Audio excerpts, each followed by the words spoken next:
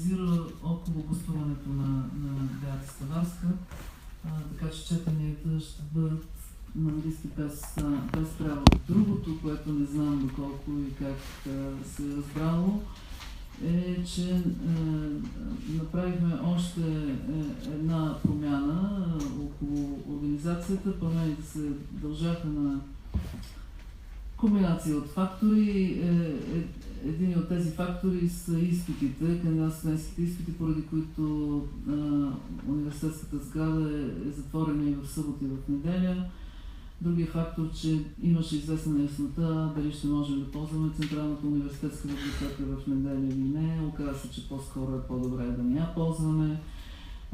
Друг фактор беше, че някои от участниците в четенията изпитват. Къде изпитват они всъщност, след като е затворена на сградата? Би трябвало да ви пуснат. Не, няма да ви пуснат. Може да ви пуснат. Не, няма да ви пуснат.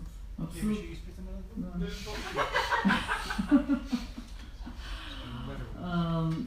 Така че чухте ме достатъчно добре, нали, тези от вас, които се интересуват и от утрешните четения или следващите четения. В неделя няма да има такива, всичко ще бъде утре от 12 до 6. Частта от 3 и от 4 остава без промяна. Мисля, че някога го качих от 2 от следобедното заседание, но започваме в 12. Себе си съм се сложила в 12 за наказание за всичките тези обърквания. Ще разказваме едни неща, свързани с интелигентни машини и с Антонио Негри, който за мен е така нова фигура, изваждайки пореден модел, както би казал Дарин, от една новела на Лем в съчетание с някои други неща. Значи тази новела ми се превръща в обсесия и вече извадих от нея най-напред Кръстева, след това извадих Делиос и Бадио, наред с други хора, например Мамрудашвили и Маркс. И в момента извадих Антонио Негри. И много се радвам, защото точно от Катерина Клин очаквам да се появи. Ето с Фейсбук името посрещам. За наша радост, за втора година тук гостува Beata Stawarska, на нея хареса миналата година тук. Миналата година тя беше току-що издала една много интересна книга върху Сосюр, която излезе в Oxford University Press, в която предлага едно иновативно разбиране за това, което Сосюр е оставил, поставяйки го от една страна в контекста на собствените му ръкописи, допълнително проучени и издадени, и от друга страна в едни забравени контексти, както на неговите предшественици, като например Казанската лингвистична школа, така и на неговата рецепция в Източна Европа, включително пражския лингвистичен кръг. Не, че някой го е напълно забравил, но е все по-изолиран от съвременния теоретичен контекст, също се отнася и до Якобсон. Тоест там има едно разпадане на общото поле дискурсивно на европейската хуманитаристика, което тя е уловила по много интересен начин през рецепцията и осмисленето на Сосюр. Миналата година тя изнесе една интересна лекция, в която след вече книгата си беше преминала към един прочит на Сосюр с Кръстева, а днес тя ни предлага един текст, вече тръгнал в множество различни посоки. Тук ще видим, че тя се обръща и към Остин и Бътлер от една страна, към Irigaray от друга, към подсетете на кой още беше, Bourdieu, така че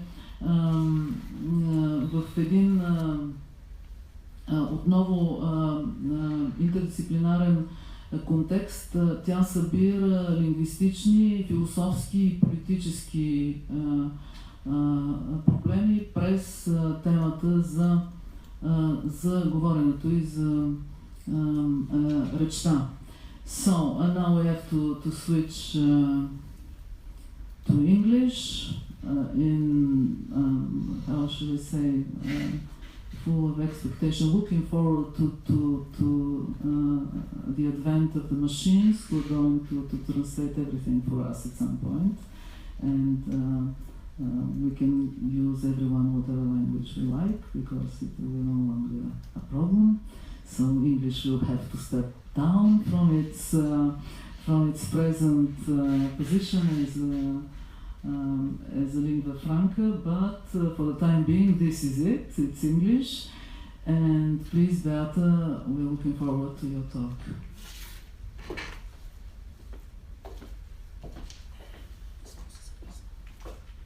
Thank you very much for this introduction, Lena, and for being a wonderful host this year, but also the year before. I came here a year ago to the Sofia Literary Theory Seminar. I gave a talk on Christopher and Saussure, and I had such a wonderful time that I decided I have to come back for a longer visit, and it's happening now. So I'm happy to be back. I also look forward to the workshop tomorrow, and just being part of this event. So my talk today is called Linguistic Encounters, the Performativity of Active Listening, and from what I understood Milena saying, I invited a full house of my favorite philosophers in this paper. So there's Bourdieu, Butler, Austin, Irigaray, and probably others that I do not remember at this moment. So hopefully there will be a fun party with all these wonderful people. Okay, so here goes. When social encounters play out in language, they typically involve the act of saying something to someone. Such acts are communicative in their reliance on a speaker's performance and a hearer's response.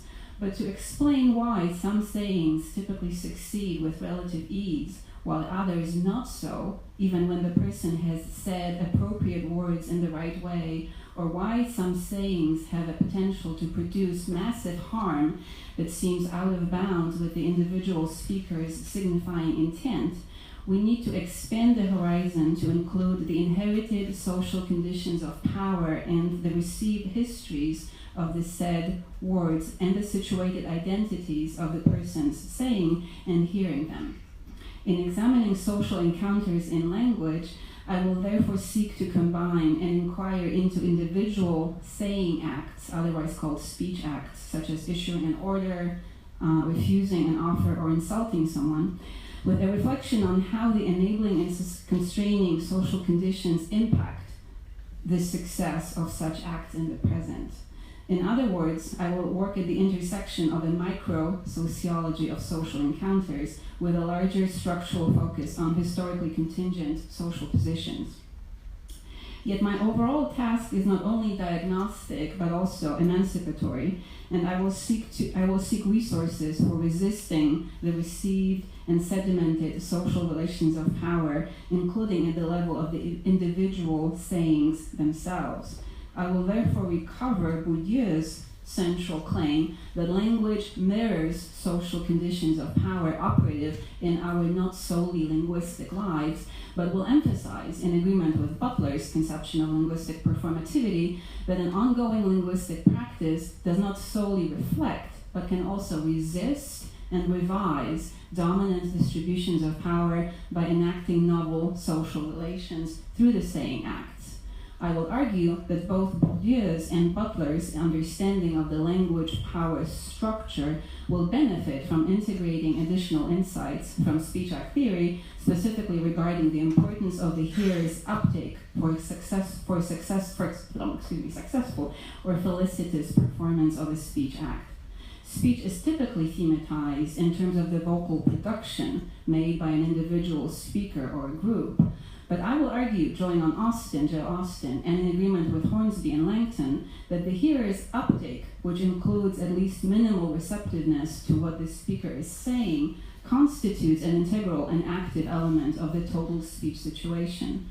Defined in this way, uptake belongs to the language and power structure, since granting the speaker minimal receptivity can enable a speech act to function as such. while withdrawing minimal receptivity can make the speech act flounder. The hearer's uptake plays therefore an active role in shaping social power relations, which opens up a possibility of a bottom-up remedy to unjust speech. Language users can reshape the social world by being active listeners to those who have been historically disempowered. I will turn to Irigaray's philosophy of dialogue across sexual difference to make a case for active listening as an emancipatory strategy that can re-authorize speakers who have been socially disempowered on account of their gender. Throughout, I will seek to both recognize the weight of inherited social conventions in language and to recover the capacity for sociolinguistic renewal within the partially unscripted and potentially innovative interactions between language users and the present. So the first part is called language and social power. According to Bourdieu, structural linguistics tends to separate the linguistic instrument from its social conditions of production, reproduction, and usage.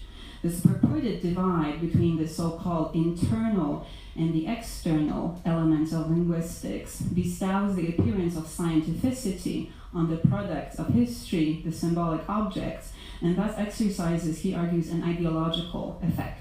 As he put it, Bourdieu, quote, bracketing out the social, which allows language or any other symbolic object to be treated like an end in itself, contributed considerably to the success of structural linguistics, for it endowed the pure so-called exercises that characterize a purely internal and formal analysis with the charm of a game devoid of consequences, close quote.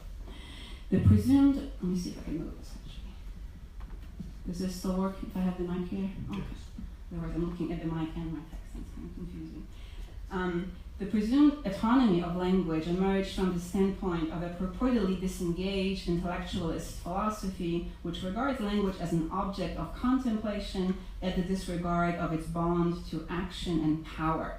Bourdieu's own central project will consist in reconstituting this bond and expanding the scope of analysis to include not only the symbolic interactions of cognition and recognition, but also the relations of symbolic power in which the power relations between speakers or their respective groups are actualized.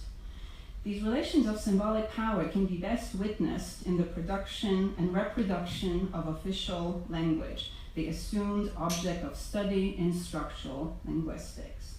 Challenging what he calls Bourdieu the illusion of linguistic communism, which would have us believe that language is a common treasure equally available to all, Bourdieu contends that official language is closely bound up with the state apparatus and serves the political function of unification of the citizens, notably within the educational system.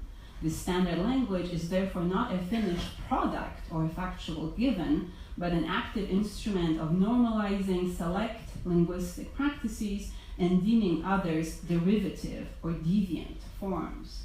This normalizing process is pursued by those with greater power. Bourdieu writes, quote, all linguistic practices are measured against legitimate practices, that is, the practices of those who are dominant, close quote. The linguistic hierarchy between the official language and the dialect reflects, therefore, the social hierarchy between the members of dominant and subordinate groups. Thus, while the structural linguist foregrounds the virtually universal human capacity to speak, the sociologist, like Bourdieu, recognizes the socially conditioned way of realizing this capacity, the socially conditioned way of realizing this linguistic capacity, that is, the direct link between the socioeconomic conditions of subjugation and subordination in a class society on the one hand, and the linguistic stratification into a refined style empowered with the functions of distinction and correctness, and the popular, commonplace, vulgar usages on the other. The social process which legitimates the dominant discourse as being recherché and dignified is thus contingent on the delegitimation or abjection of forms marked as crude, coarse, uncouth, if not together unspeakable, such as slang, pidgin, or gibberish.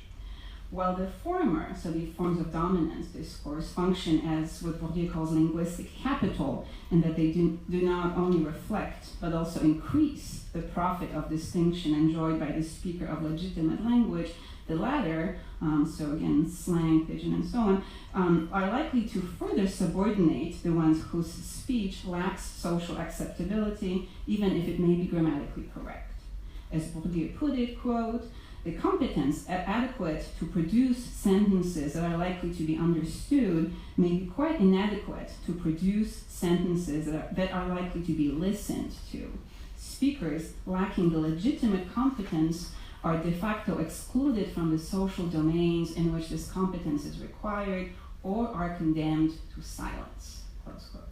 A narrowly linguistic focus on grammaticality at the exclusion of social acceptability makes this phenomenon of silencing effectively undecipherable.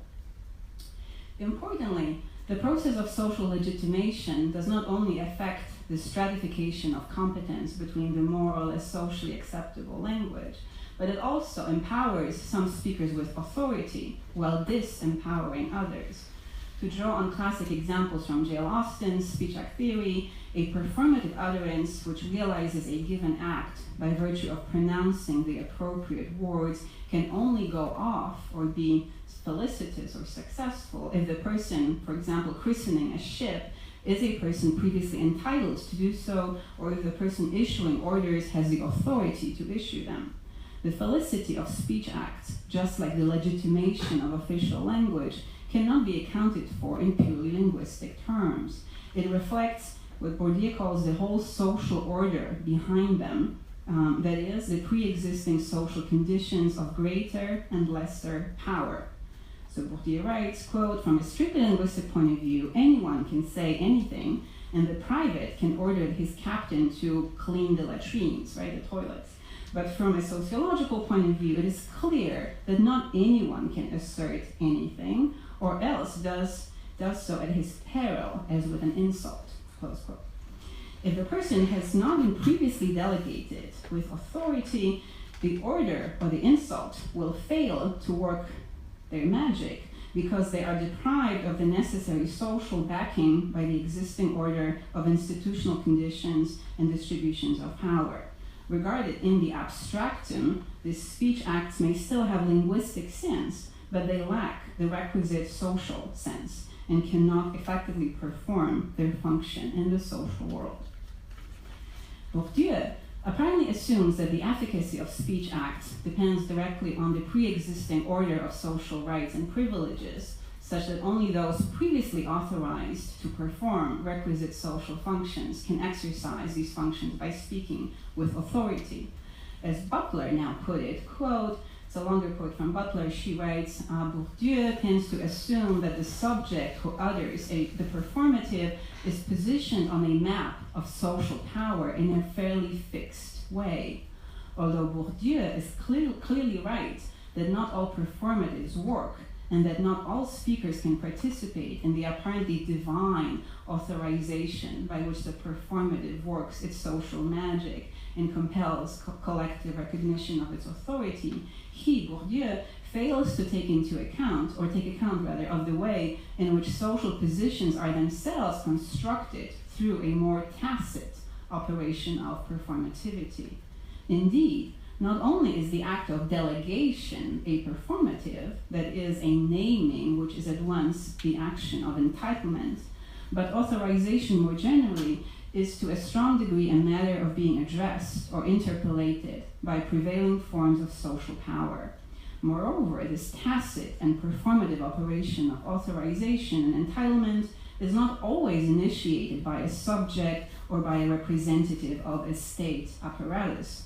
For example, the racialization of the subject, or its gendering as feminine especially, or indeed its social abjection more generally, is performatively induced from various and diffuse quarters that do not always operate as official discourse. Close quote. This was from Butler. While the language of social positions may suggest a fixed spatial stratification based on class, Butler reminds us that social positions emerge via interpolation. yet another performative act which produces what it names when it names an individual, a woman, a black, or a queer. Importantly, these linguistic instruments of social abjection have a corporeal history in that, another quote from Butler, she writes, quote, one need only to consider how racial or gendered slurs live and thrive in and as the flesh of the addressee, and how these slurs accumulate over time, dissimulating their history, taking on the semblance of the natural, configuring and restricting the doxa that counts as reality. Close quote from Butler. The subjects produced through these acts of naming are therefore positioned firmly, corporeally, and not just linguistically, outside of the field occupied by those already authorized to speak. Their name is a performative marker of exclusion, or can be at least, from the social position of greater power. But contrary to Bourdieu's analysis, it is clearly, Butler argues, it is clearly possible to speak with authority without being authorized to speak. Specifically, it is possible to reappropriate, misappropriate, and expropriate the very terms of abuse and degradation, to deploy them through a citation which alters the very historically charged term it reiterates in the present, railing, Butler says, under the sign of queer, or revaluing affirmatively the categories of blacks or women. These subversive citations expose prior forms of authorization and exclusion, but they also complicate the relations between authorized and deauthorized speech, since those who have been previously denied the social backing needed to perform the magic of felicitous speech may now actively appropriate a social position of power by a linguistic reclamation of sexist, racist, and homophobic speak. I or we have been called by that name. I or we shall reappropriate that name by its incorrect citation and thus claim discursive powers to reformulate the very subjectivity that is hailed into existence by naming. Now that is social magic. Butler's appeal to transgressive reclamation of socially harmful speech describes an empowering emancipatory practice. It also offers, in my view, a useful alternative to the strategy of regulation, including government censorship of derogatory expressions developed by Lawrence, Matsuda, Delgado, and Williams Crenshaw. The regulation approach calls upon the state to intervene between the citizens. The state is charged with the power to prohibit certain linguistic expressions and to punish their users. Butler's own approach, inspired by Bourdieu, J.L. Austin, and others, is, you can say, a bottom-up or a grassroots approach, since social groups themselves are empowered to negotiate what words signify and what effects they may produce. In a felicitous case of reclamation of the words like queer, but also black or woman, an expression that previously carried the force of exclusion and contempt shifts to a celebratory term of self-affirmation within the relevant group. The performative approach empowers the citizens themselves to assume authority over meaning and identity.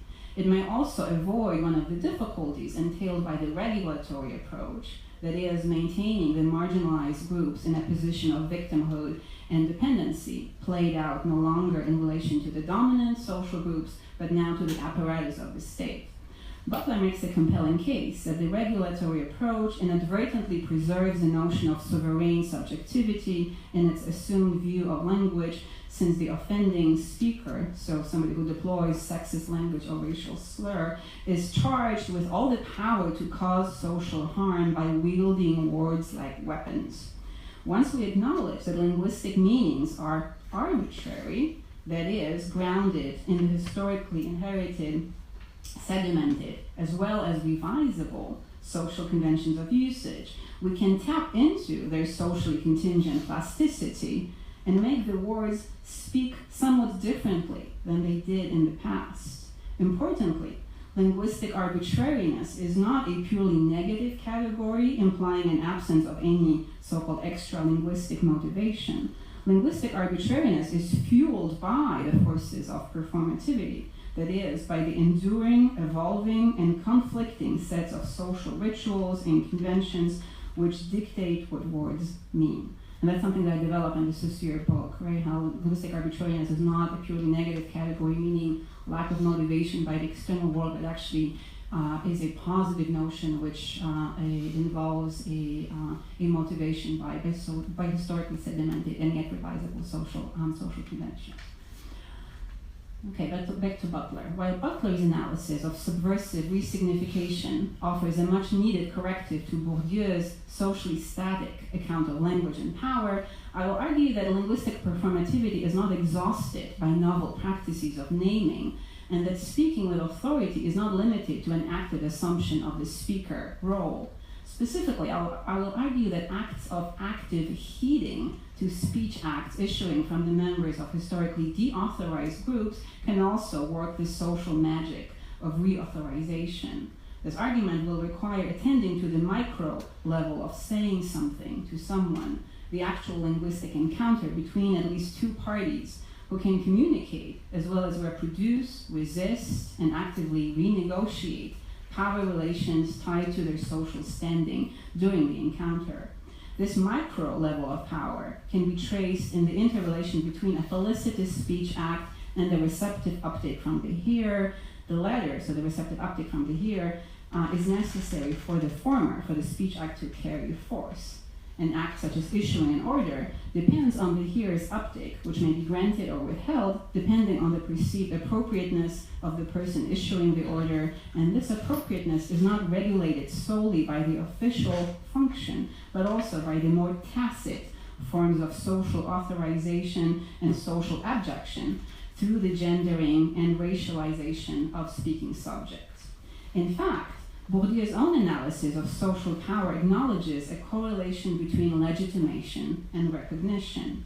The symbolic capital wielded by previously authorized speakers is, he says, a recognized power, a power contingent on the recognition, institutionalized or not, that the agents receive from a group. Speech acts draw their efficacy by reproducing previously established processes of legitimation, but their ongoing legitimacy depends on the recognition in the present with a renewed claim, Bourdieu says, quote, to be heard, believed, and obeyed, close quote.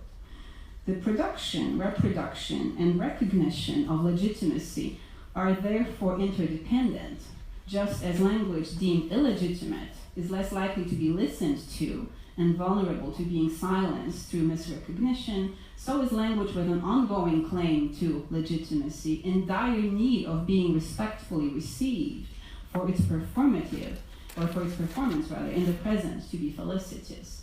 According to Bourdieu, this reliance of speaker authority on audience recognition is especially apparent in the language of rituals and religious discourse.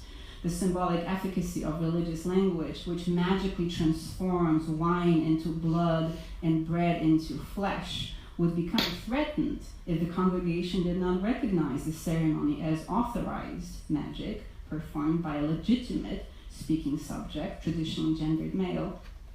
Yet the claim to be heard, believed, and obeyed is not limited to religious rituals. A command that is not obeyed, as when a mutinous crew challenges the authority of the captain to issue binding orders despite his unchanged official standing, fails as a speech act.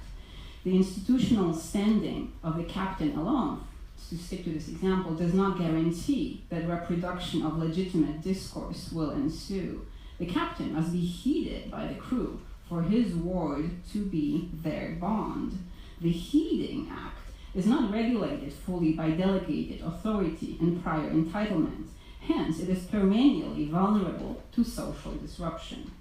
Much as the subversive reclamations of historically injurious names by the members of previously deauthorized groups, so women, blacks, LGBT folk, can work the social magic of reauthorization, so the acts of disobedience can deauthorize institutionally backed up discourse by withdrawing recognition. Bourdieu does not probe the possibility of such social upheavals affecting the felicity of speech acts in detail, and he does not seem to acknowledge that social effects related to authority and legitimacy could be produced at the level of linguistic interaction between individuals and or groups. This reticence reflects perhaps his skepticism about what he calls a micro-sociology, modeled on Husserl's attempt to ground knowledge in lived experience, which for Bourdieu is bound to miss the reality that lies in structures transcending the interaction which they inform, and thus to reduce relations of power to simple communication. But the skepticism about Husserl's phenomenology risks congealing social structures and power relations into finished products, and imparts upon them the same ideology that Bourdieu had previously uncovered in the quarters of literary criticism and structuralist linguistics. His own emphasis on the socially conditioned nature of linguistic structures should leave a door open to social resistance and critique, including within sociolinguistic practices. In agreement with Bourdieu's stated view that claims to legitimacy and appeals to respectful listening belong together, it is possible to imagine that recognition granted or withheld may impact the ongoing social process of legitimation. Such a micro-sociology proposed here can complement Butler's analysis of speaker re-authorization by extending the scope of linguistic performativity to include the active process of heeding to speech issuing from the members of historically deauthorized groups. Active heeding can work the social magic of re-authorization in addition to the subversive reclamation and rallying under the sign queer, women, and black by the historically marginalized groups themselves. I believe that both acts are necessary to institute a redistribution of power in the social world, and that the transgressive reproduction of linguistic usage, which undoes traditional construals of authority and legitimacy, is most effective when coupled with a rewired recognition of the deauthorized speakers and with a reattuned ear to their making of sound and sense. The process of reauthorization vitally depends on cultivating a stance of productive listening that empowers the utterance to become felicitous by virtue of the recognition it bestows upon the speaker. This kind of listening is performative in that it has the power to bring new sense into being without needing to say a word. I will emphasize the felicity condition of the hearer's uptake to bear this point out.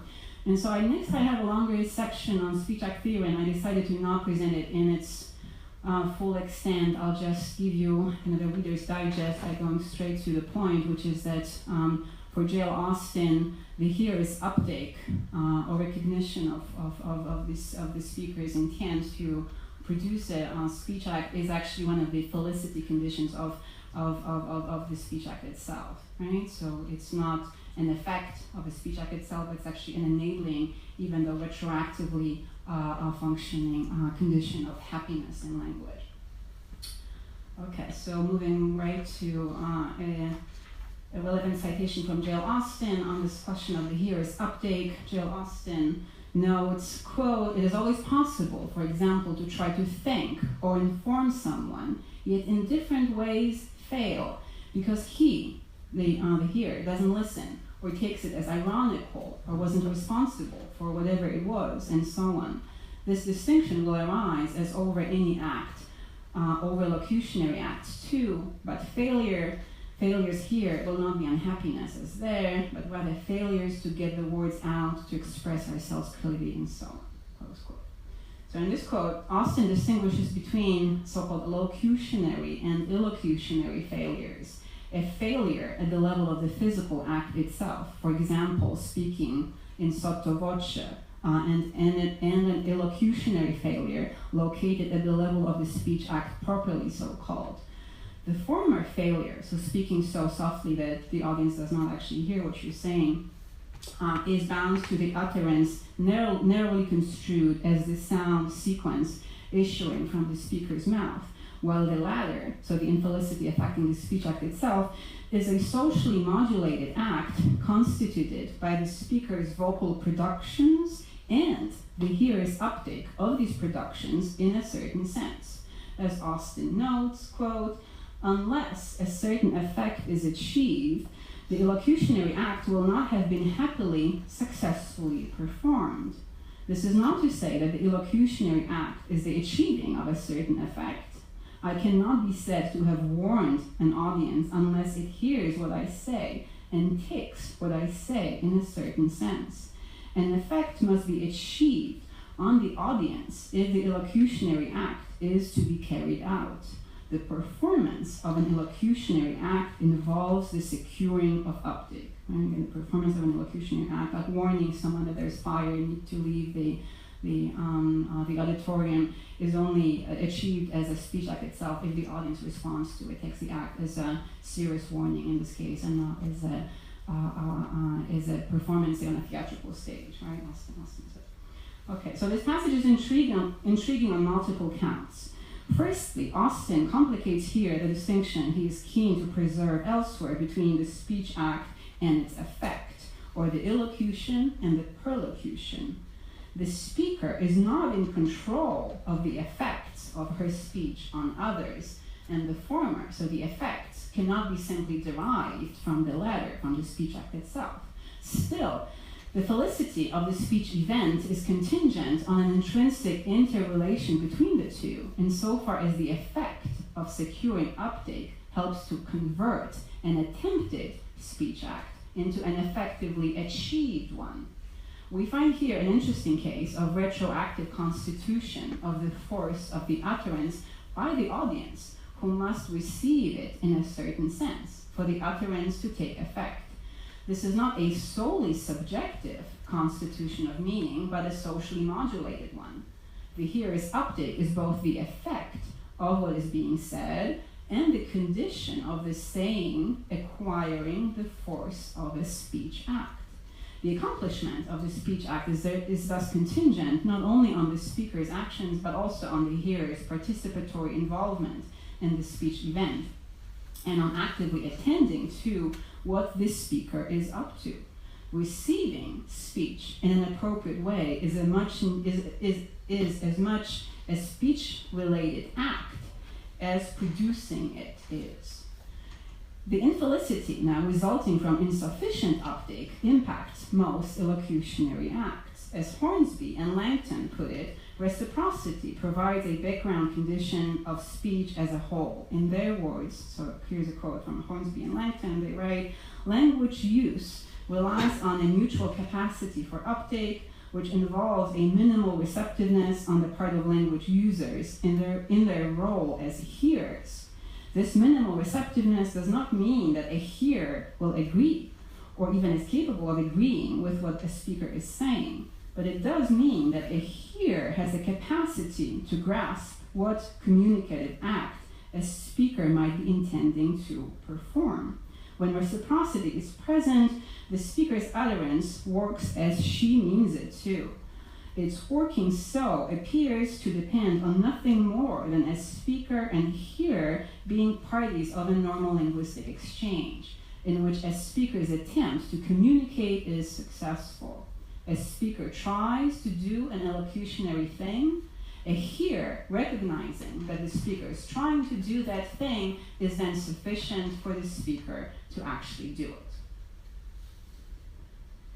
To be sure, the reception and recognition of any speech act in the present, so what Austin, Hornsby, and Langton talk about, so this recognition of a speech act in the present is not limited to the individual hearers and or the audience's goodwill. In agreement with Bourdieu's analysis, linguistic interactions reflect pre-existing social conditions of power, and they tend to authorize the speech of those who have been authorized already and to deauthorize the speech of those who have not.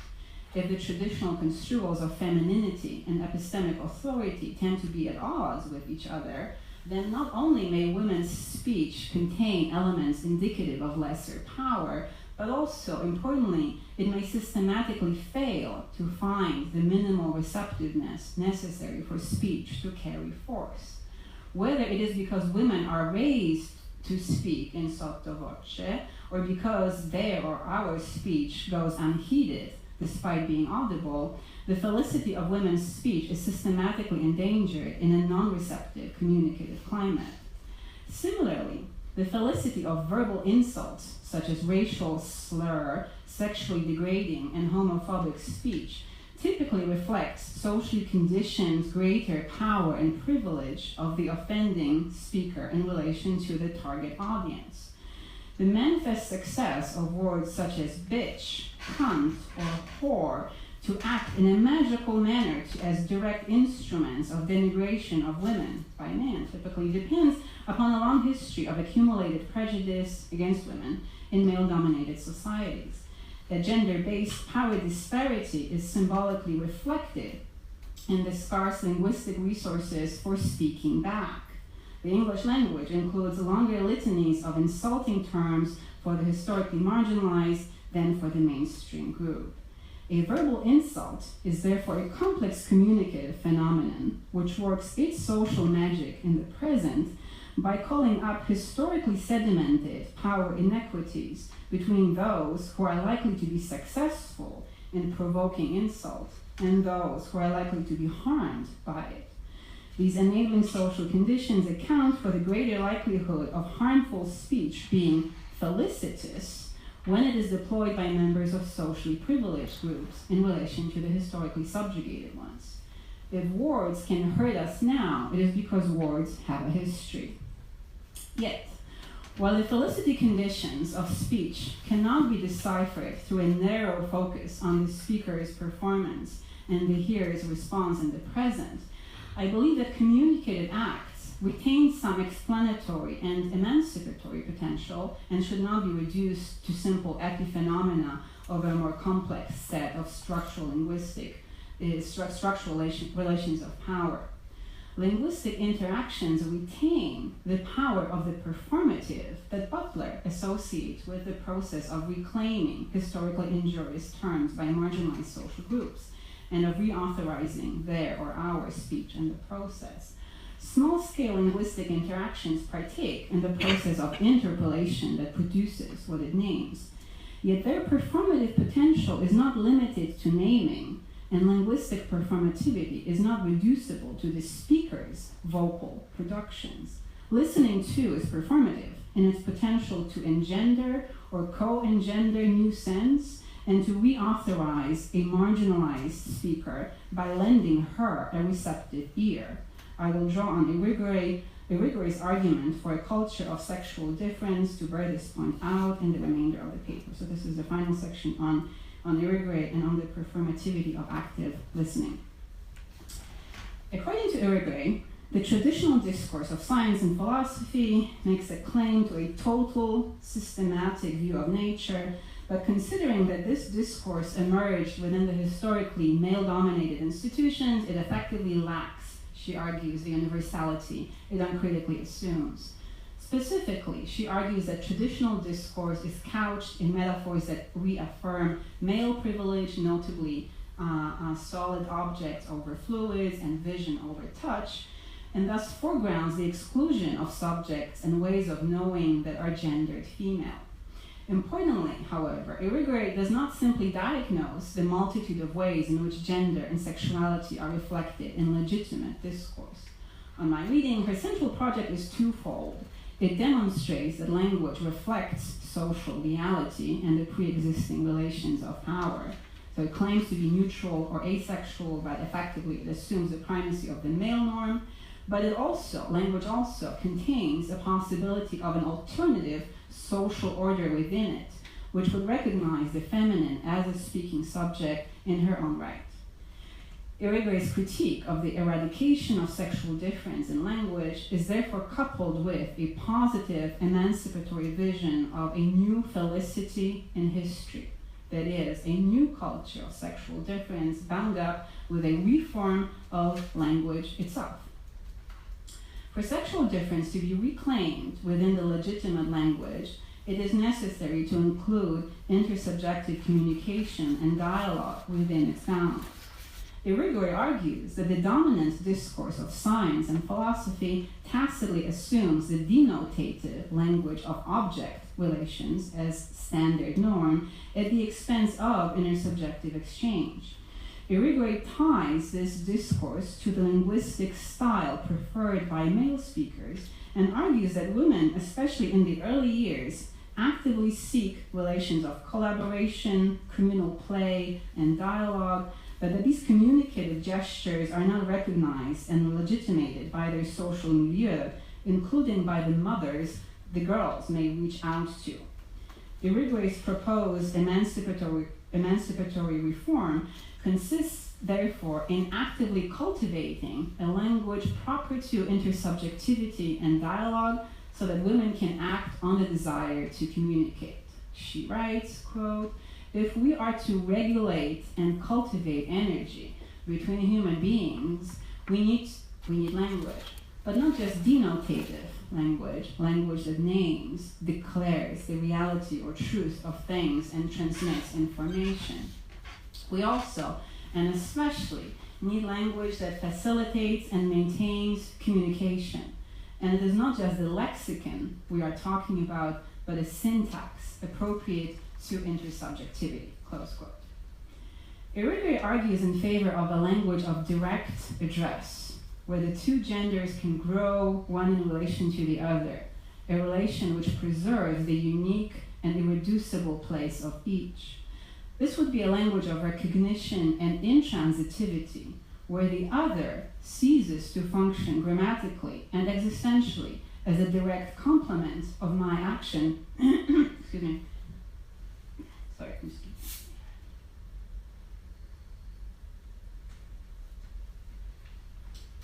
Okay, so I'll just reread this last part. This would be a language of recognition and intransitivity, where the other ceases to function grammatically and existentially as a direct complement of my action and is encountered across an unbridgeable difference marked by the preposition to.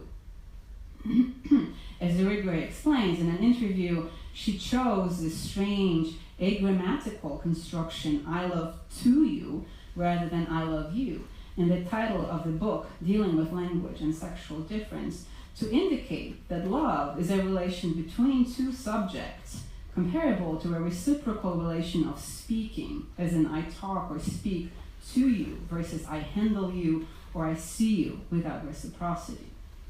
The preposition to is also a marker of separation and distance.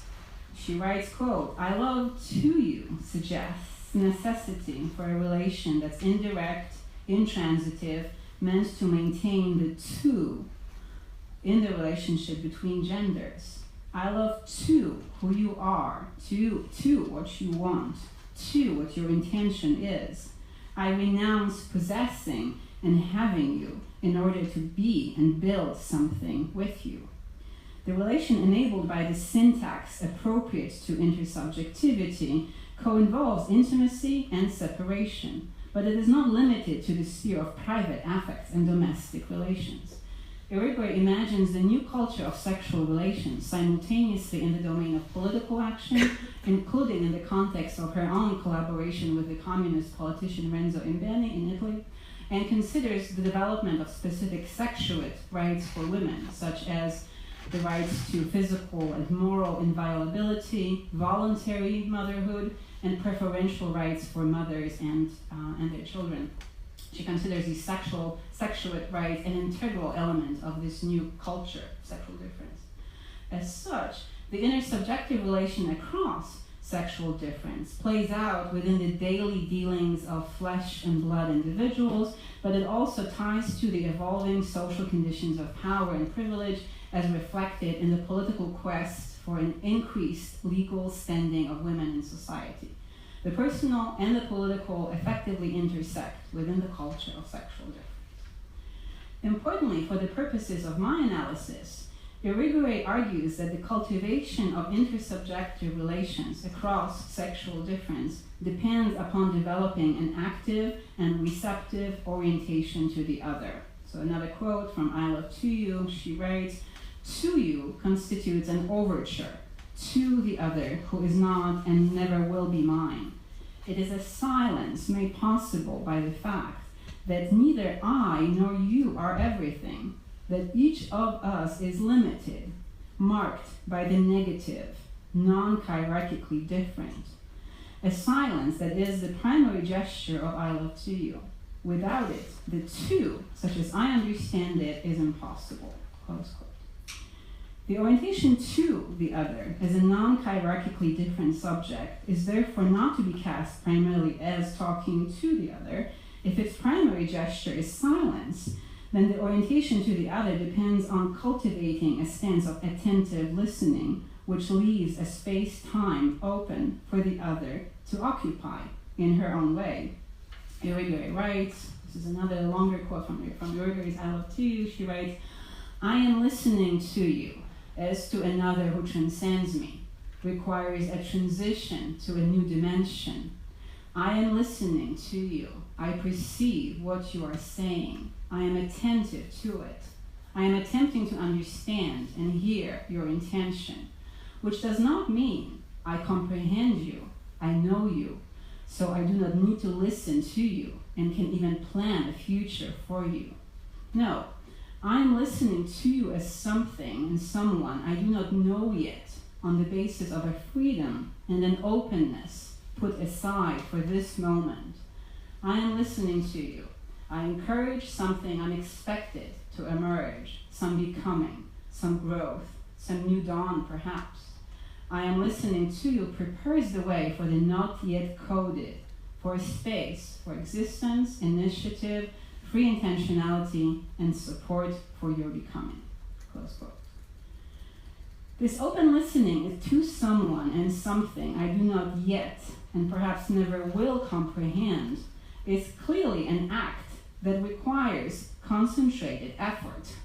It calls for an active dispossession of prior knowledges, a deliberate suspension of judgment in the face of the one who may speak in strange and surprising ways, since she is coming to being in the process of becoming, as if, for the first time, someone who merits being listened to. The emphasis here is not solely on the content of what she is saying, but on its event, its renewed claim to time and space, its resonance with a discourse which previously assumed unrivaled claim to legitimacy and is now limiting this prior claim through an encounter with a non-hierarchically different speaking subject. As Irigaray notes, this active listening can be liberating for the one who makes himself available to, but above all, it gives space to the other. Such encounters are notoriously difficult to cast in propositional terms, or else they lend themselves to a mystical kind of discourse. But it's social magic we're talking about, and it does happen, including in the context of public education in large public universities. In my own more recent pedagogy, I seek to actively create a situation which may promote the space-time of active listening across sexual difference.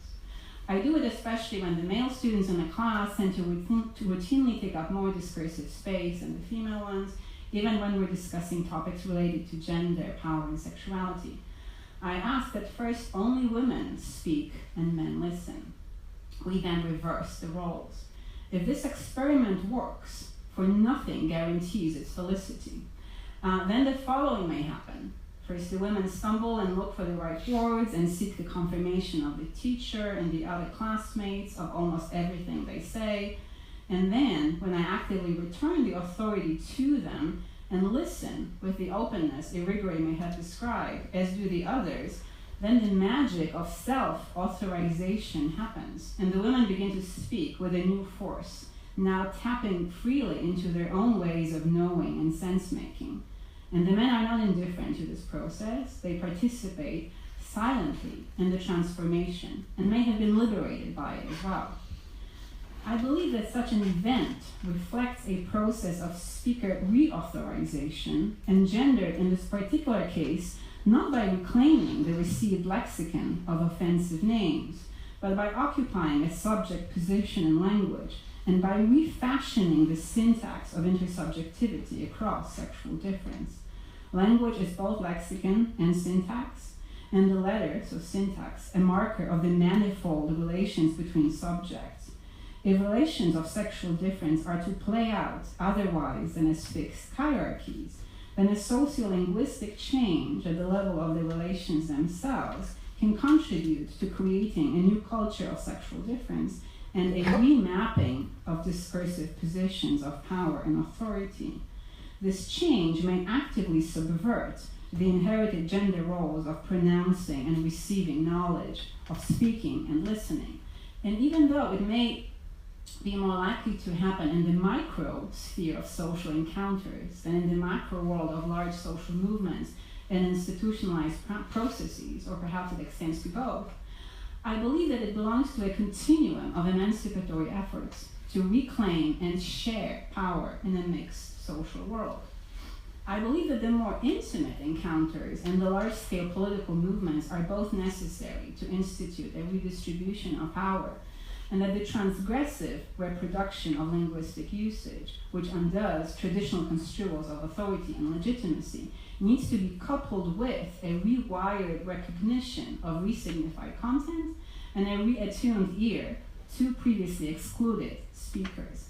In fact, considering the vulnerability of the reauthorization process by the same subjects who continue to be pushed outside the bounds of normalcy and legitimacy, linguistically and otherwise, this process vitally depends, so this process of resignification vitally depends on cultivating a stance of productive listening within socially dominant groups that can empower the other discourse to become legitimate by virtue of the recognition it bestows upon it.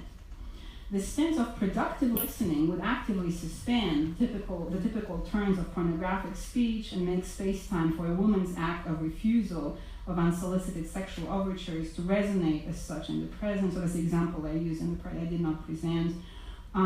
It would recognize the authority of a historically marginalized speaker in the classroom by both acknowledging and actively putting on hold bias, beliefs, and attitudes of social abjection.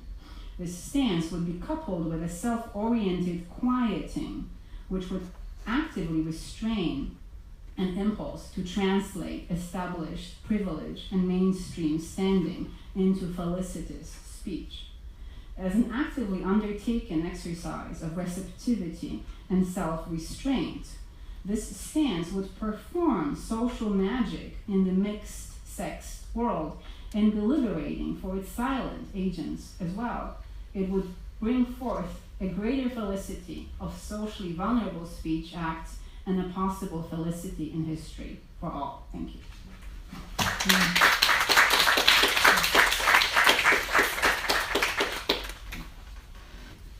So it's time for questions, comments.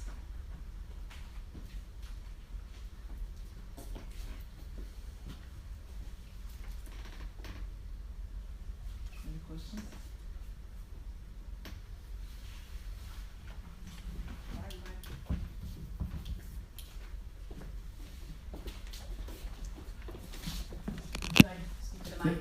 Thank you very much for your lecture. It is fascinating, and I want first the women in this room to take stand to ask you questions and speak for themselves. I could, as you know. Yeah. Well, perhaps we could do that and see if there are any women who like to speak first. Yeah. Yeah, but I'm not exactly the woman in this case, because I'm usually the first one to ask. If it's not there in its place, so. Are there any students who would like to raise a question first? That's what we do at Arden oftentimes, begin with students asking questions. Perhaps we could try that.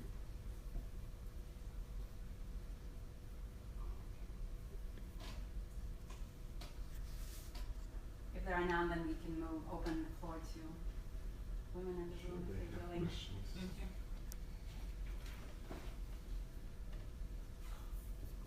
So, and if not, we can move to that. yeah, I'm not sure if I should be the first to ask the question or a series of questions. Actually, I think that what you propose to us is very important in so many ways that it's even hard to enumerate all of them.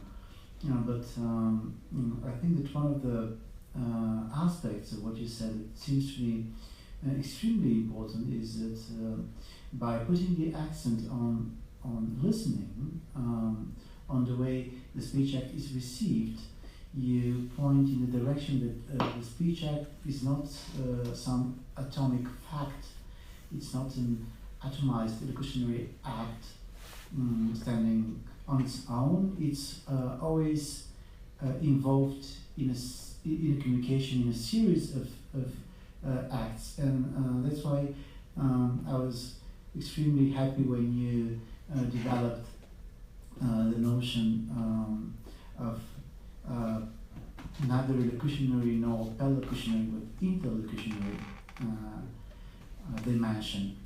And I think this is really important. I think that this could help us not only understand better the role of listening, but also to understand better how speech acts in fact work, because neither Austin nor Searle nor the others, not most of the others, speech act theorists elaborated on what we could call molecular performatives, not on atomic performatives like a single elocutionary act, but on the way the acts are in a chain. So that's I think this is really important. This is very, very important. Now, I have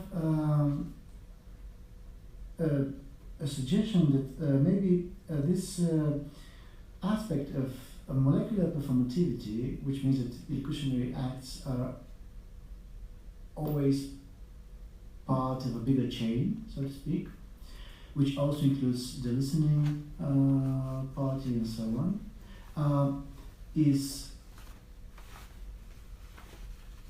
to be distinguished from the perlocutionary effect, which is only another part in this chain.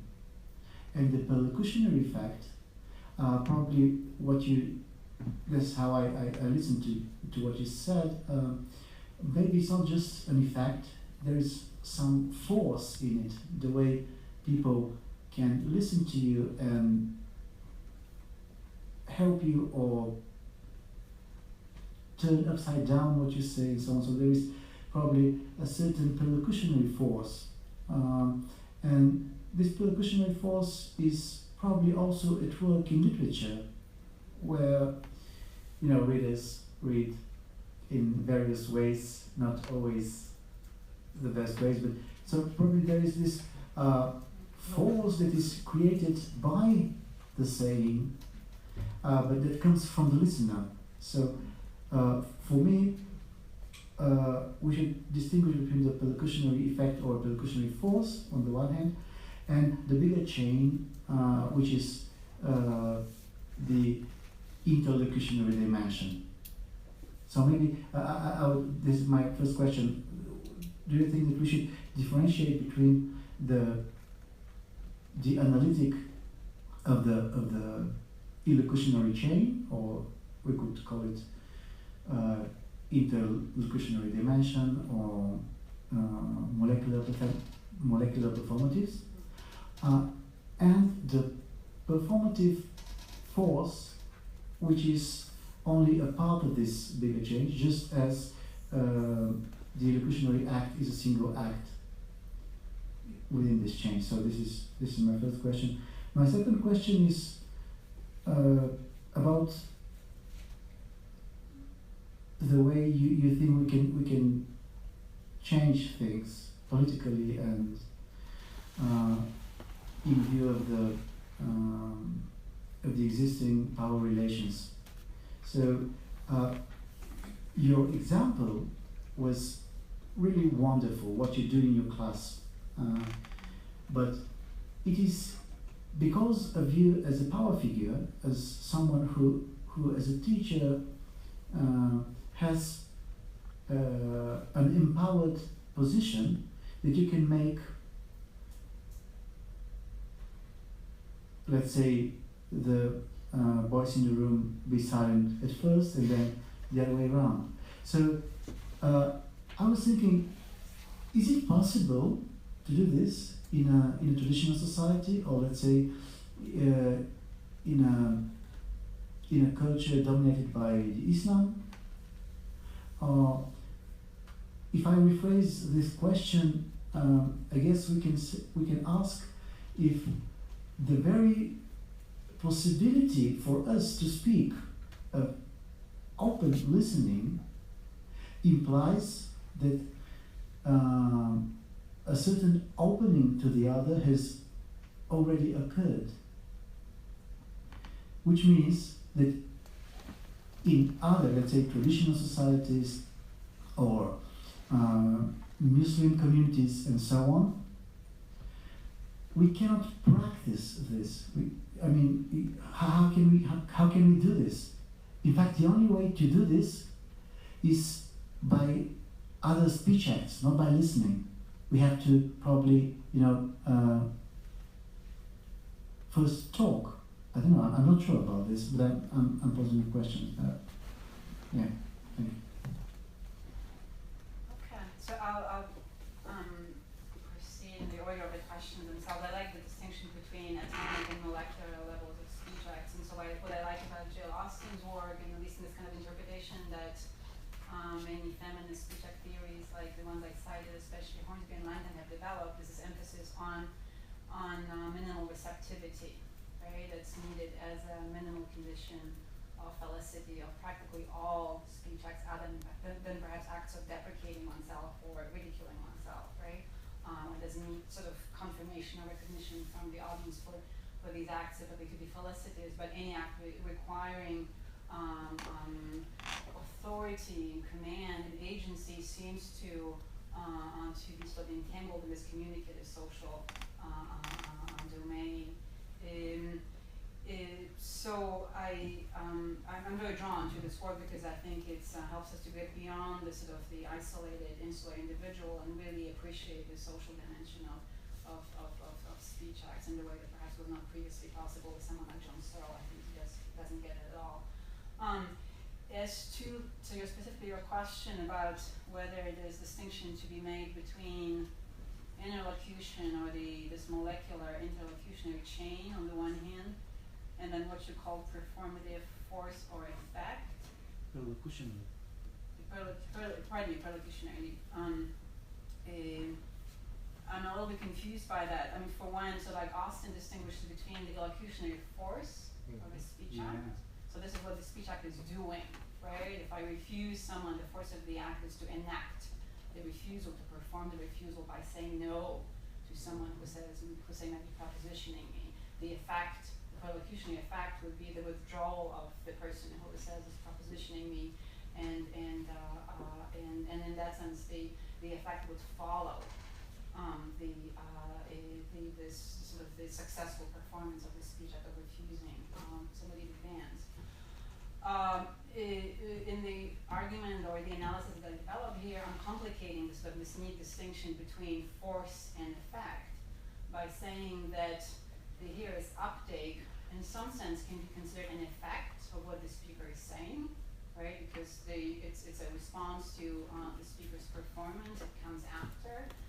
But I'm saying also, in agreement with Hornsby and Langton and others, that this minimal receptivity of the speaker is actually a condition of felicity of the speech act itself. So it's something that comes in strangely both after the act and is also an enabling condition of the act itself. So there's a kind of a strange temporality unfolding there, right? That it seems to come after the successful execution of the speech act on the side of the speaking subject. But if we really take the social modulation of speech act seriously, then listeners actively co-engender successful or failed speech acts. And so they are co-participating or involved in a participatory manner in the sort of shared communal process of speech production. So even though there may be just one person speaking in the room, the whole room is sort of doing this work, right, of developing this discursive space and making the speech act either fall on deaf ears, like we say, or actually do some work, right, in the room. So I'm not too sure why there would need to be a distinction between the interlocution and the force and the effect, because I'm actually complicating this with a neat distinction between the force and the effect. by saying that the hearer's uptake is in some sense can be construed as an effect of the speech, but it is also, right, part of the sort of the socially modulated force that speech may carry. Okay, and so I don't immediately see the need to draw these kinds of conceptual distinctions here. Perhaps I'm missing something, so you need to tell me more. For Austin, again, the force ties to elocution, the effect ties to perlocution, and in most of his lectures on how to do things with words, he seems to neatly segregate the one and the other so that they seem to be clearly distinguished. But then, since I'm arguing, since he's taking here his uptake so seriously, and he's actually regarding it as a felicity conditions of speech act, we can then no longer draw a clear line between what's an effect and what's the force of the speech act, right? Because here his uptake seems to be doing the work of both. So that's what I have to offer in terms of the first question. Does that make sense? And in terms of the second one, sure, I can tell the boys to shut up in the classroom when I like to do that sometimes. I'm just being facetious here. So I mean, I understand that perhaps the artificial, the sort of the setting, in very structured setting in which the sort of the example that I shared with you occurs, and I realize that that this may limit its sort of greater social applicability. I was thinking also the conferences or talks like today, right? Perhaps it's a good practice to implement, and we try to do that. Is to openly create a discursive space for socially marginalized subjects, women, people of color,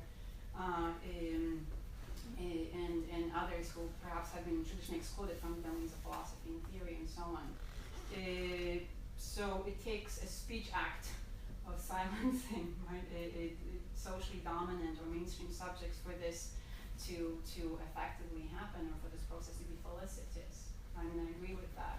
But perhaps if we have these practices, if they become part of our education, of our conferences, of the sort of the way we do things in the academic world, perhaps they will spill over into the greater social world, because I think that they're likely to do that, right?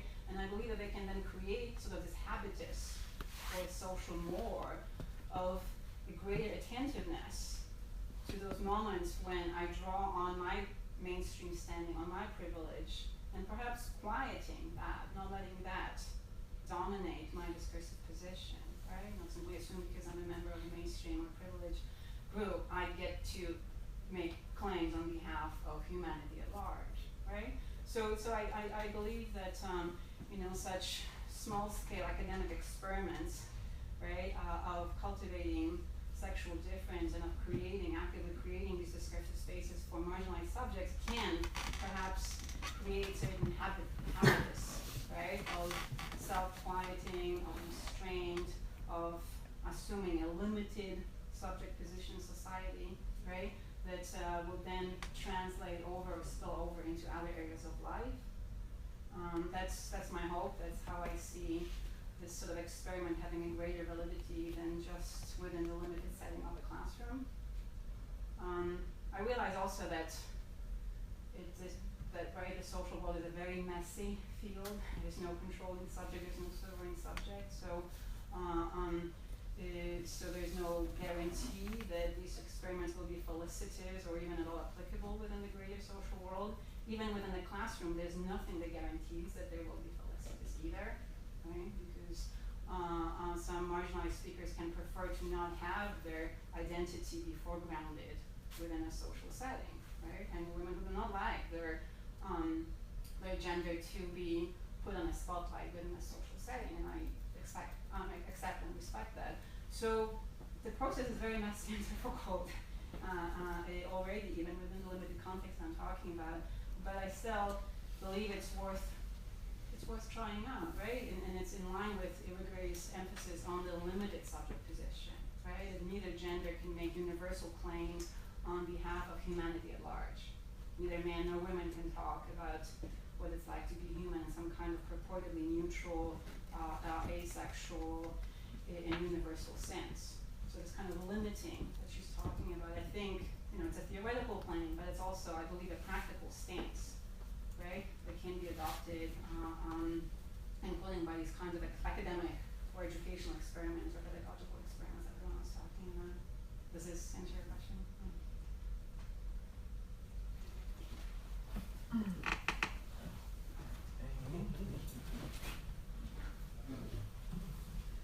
So you do have boys still, right? Yeah, because we now have boys, and this is the problem, huh? I mean, just briefly, right? The vulnerable thing is the discourse of the humanities. It's no longer man or women. Of course. I mean, I realize that too. So this is difficult. Just to briefly respond, the difficulty of working with someone like Irigaray, who assumes that the gender is, well, she says it's at least two.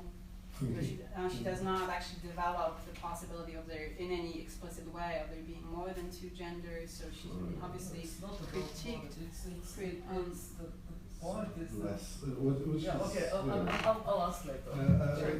Just to clarify, she's talking about the fact that especially here in our department, the humanities, there are no boys, so there is no basis for dialogue. Can I briefly respond to that? Because I thought I should have actually said it before the talk, perhaps even or during the talk at some point. Is that, well, I'm a philosopher. Perhaps I also travel in a slightly different world. So in the US, at least, we have about 20% women faculty in philosophy, and about 30% undergraduate students are women, and graduate programs, it kind of depends on the nature of the program itself, right? But philosophy actually is sort of more in line with hard sciences, so-called, rather than the humanities, right? So just to clarify, this is my world, perhaps socially, the world of literary theory is quite different. Yeah, especially here, there are numerous arts in the US that says that are female-dominated in the US, and here it's the same. Philosophy. Philosophy is not so much. But still education it's is at all. Higher 30% education is close. feminized completely I had thank you first of all for your talk. It was very illuminating and very important reminder of this notion of the listener's uptake within speech act theory, which is it's something overlooked that was already stated by Mary as well. I have a very technical question here. The listener's uptake, it's not actually a performance. It actually operates on the conditions of the performance rather than being the performance itself. It actually authorizes the performance or deauthorizes it, so it kind of changes the conditions, while the performance, the act itself, is always more disconditioned. So it's always derivative of conditions in John Austin's work. So this is my question. Can we speak about two levels of sort of uses of speech act theory here? Of questions about changes that refer to actual states of affairs, which are used to speech acts, which can be successful or fail, and changes within the conditions of speech, which are produced by this participation on the part of the listener. That is, changes that refer to, for instance, legitimacy conditions, rights to speak, rights to be active, rights to perform on oneself or others, whatever.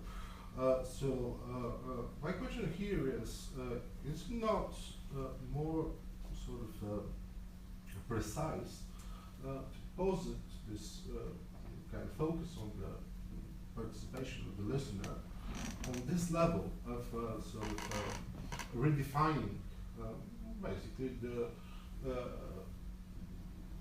unstated conventional conditions of the social order itself.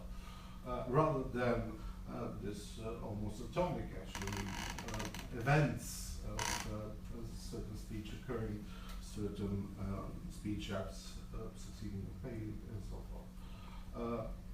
I ask this because in my reading at least, this is what Butler is proposing when she is talking about this claiming the authority, in essence, to speak that marginalized groups attempt. They actually changed not just speech acts, they changed the conditions of the social order, the relative positions within. So listeners, in fact, to this, they never, as difference, they never actually do things in this atomical, empirical way of changing the states of certain objects or situations. They change the states of being involved in states. If I'm not sure if it's very clear, but I think this is what we might take out of this emphasis on the listener or participation. This is my, of course, first question. I have many more, but I'll ask only one other, and that involves another aspect, also sort of a technical aspect of our interest in speech act theory, and that's the question of success and failure. It occurred to me when I was listening to your introduction on Bourdieu, that Bourdieu, and that was my reading as well, is very sort of clear-cut in his definition about exclusion, in essence. He says someone has the authority to speak and he is listened to, and the rest lack the authority, so they are sort of just spilling gibberish. Are there degrees here? And this is a question that can also be applied to the question of success and failure. Can you succeed to a point? Can you fail in some respects but not others? So are there sort of an openness in this aspect of the work of speech acts? Or can we sort of identify sort of motility here? Thank you. John, the first question is uptake. Its performance, does it have an empirical dimension to it, or is it rather to be situated at a kind of a deeper level, I assume, right, of the enabling conditions of possibility or of social.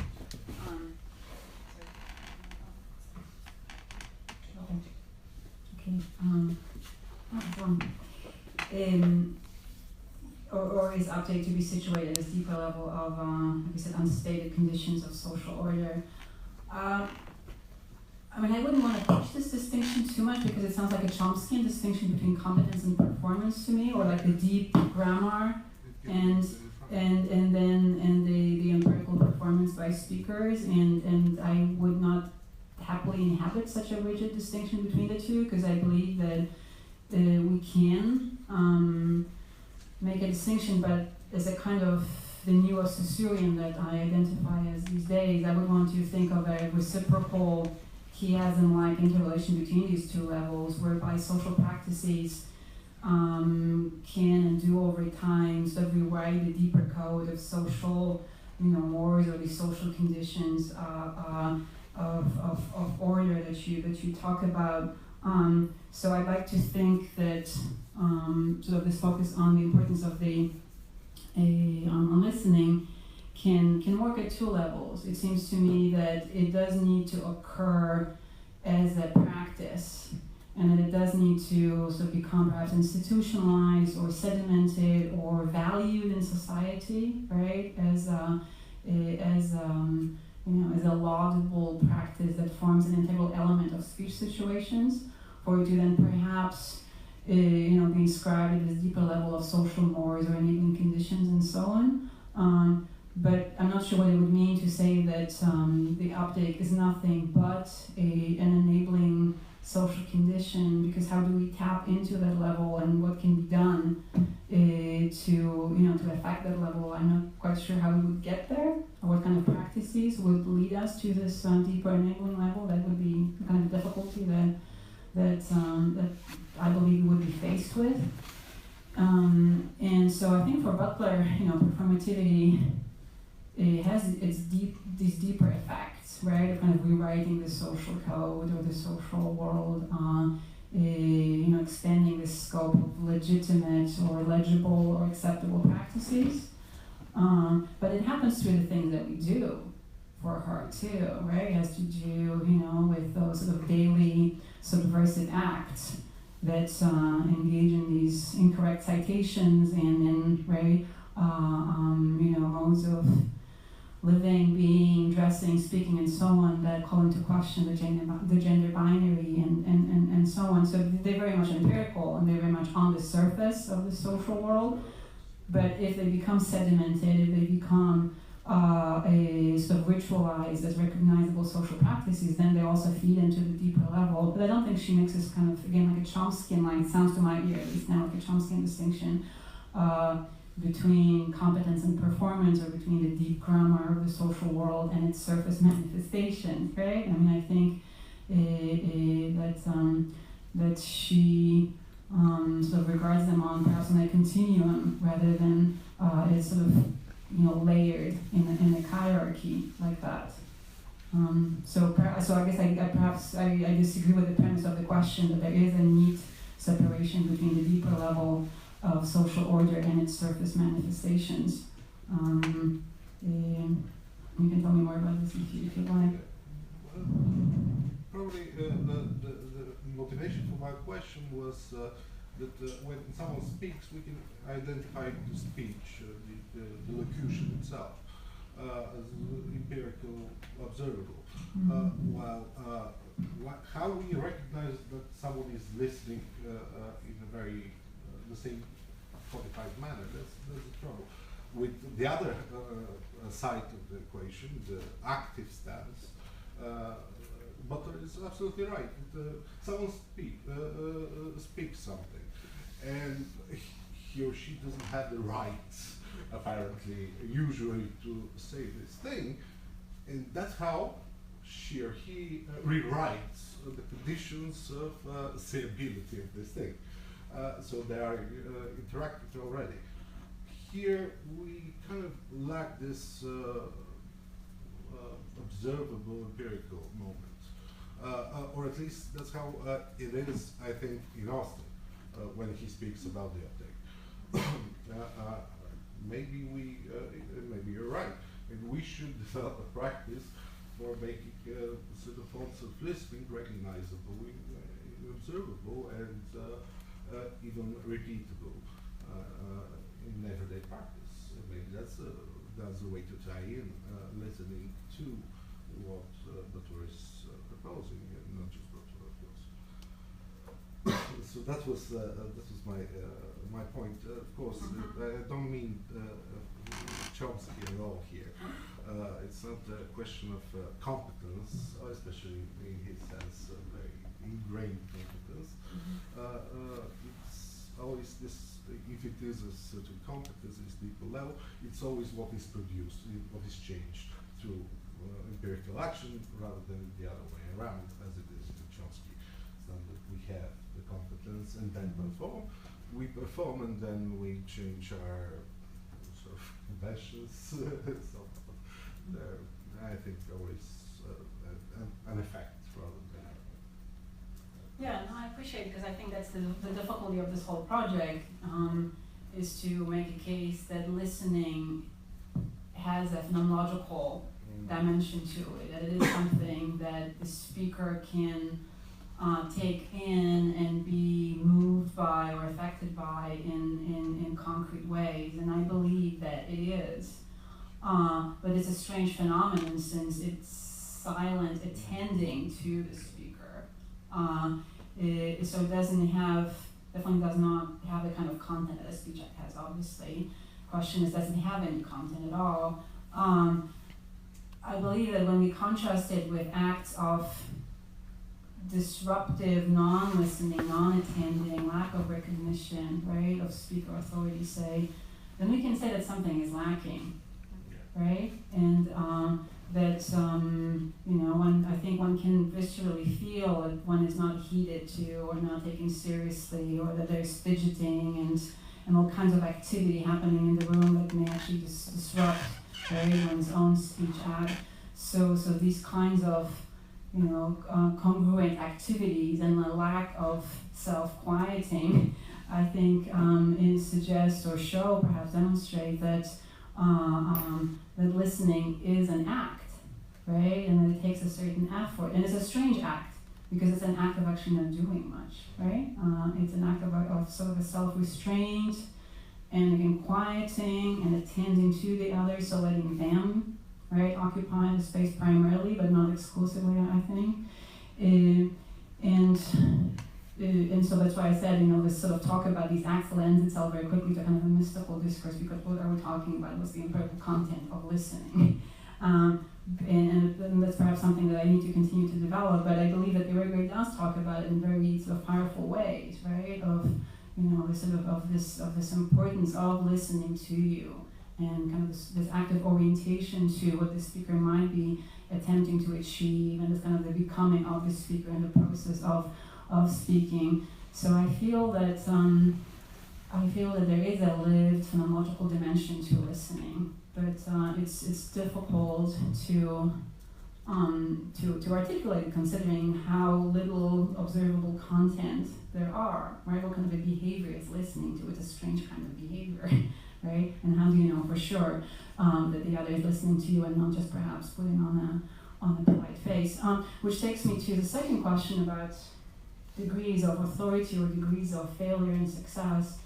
And so I would just say that I'm fully on board with kind of complicating any divide between success or failure. I don't think we ever know for sure that we succeeded, and perhaps sometimes we can be very misled by sort of the impression that we failed, and realize later on that perhaps we failed, but not as badly as we thought, or right?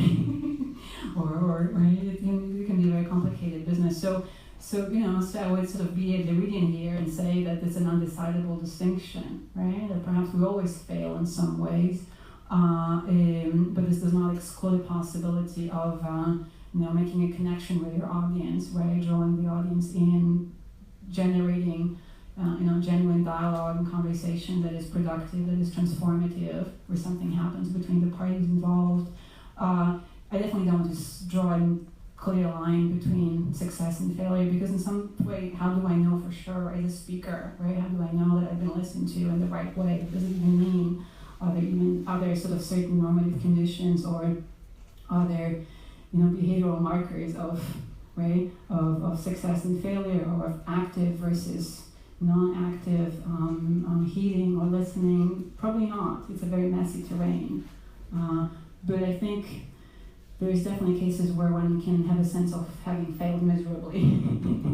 Or one can have a sense of, that was my experience early on in Oregon, of an audience that is very suspicious of a European, then very junior, accented, and etc. non-traditional authority figure, and it's something that I personally struggled with in my early years as a new authority figure in the American institutional context, especially in a very traditional and conservative Western state of Oregon. So some of the things I'm developing here come from that experience, right, of having an official authority position and yet feeling that there's this kind of de-authorization or delegitimation that happens to all kinds of practices of not paying attention, of generating all kinds of noise and activity that was clearly disruptive and clearly, in my experience then at least, meant to destabilize the speech act itself.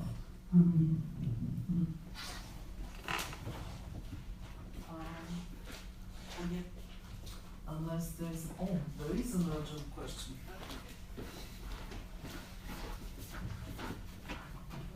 Thank you for your lecture. I have not real question, but some comments and remarks. And one of it is on the situation breaking through happen, the breaking through of beginning to speak in the public sphere. And so there is one very very basic rule, and we could see it each time, that the one who starts to speak is, at the beginning, is the one who has already spoken. So it's very easy to begin to speak in the public sphere when you have some authority, or you've already done it in this sphere. And Lyotard has this remark, when the teacher is speaking, the student is in silence. And exactly this silence is the active silence of listening. So it is active listening. And here, I think we could distinguish two types of listening or being in silence. The one is inclusive, the way of inclusion. So you are part of the dialogue situation within the act of listening. And the other listening is the exclusion, the way of exclusion. So you are listening, but you are excluded of the situation, of that situation. So you are objective of this situation. So you are not part. You are not allowed to be in this situation. So you have not right to begin to speak in this situation. And this distinction, it could work in how the state of exception is functioning with listening. So whether the listening improve you and you could start to speak, or the social conditions are such that you could not describe. The second observation is about your remark of listening as part of the gestures in the communicative situation. And I think here is interesting that in each speech act we have the speech and the gesture, and they could be in some manner in synchronization, but they could be in distorting each other. So the gesture, so I'm speaking and I can just waving with my hands. So the gesture adds something to the speech act. And probably within gesture we could read the social context of the speech act. And so here, if I have a question, so we could think about not listening as a gesture, but gestures within the process of listening. So we understand whether we have heard when somebody is doing like that. Probably this person is listening very carefully. And when he's doing like that, probably not. And so we have this.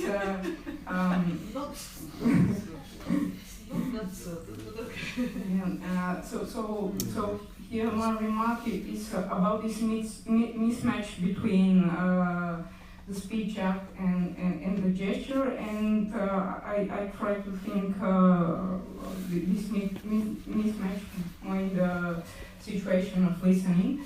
And what interested me the most is your remark of recognized power, the power of recognition. And I think this is really very interesting. And recently with Maria we wrote something about Kafka and so on, and we try to think about the situation of the power of not recognized. So not the power, the negative anagnorisis, the power not to recognize something as this process of not naturalization, or to pose the authority and so on. So you offer such polite situation that the both sides has this minimum recognized power, but we could think about this evil situation of the power, initial power, intended power not to recognize. Mm-hmm.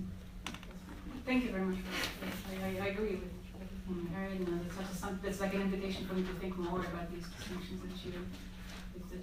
So I appreciate the comment very much. Thank you. So again, unless there is a very urgent question, I will forcefully use my authority to discontinue this discussion. But still, is there another question, comment, remark? Because if you don't ask now, we can try to continue the discussion under the familiar circumstances in the Kributo, although I'm really worried that today it's Friday and we didn't reserve a table. So we have a serious situation here, but everybody is invited. And I really hope that for whatever reason we'll be lucky and we will be. Yeah, and also I'll be here tomorrow, so people are here at the workshop, and I'd be happy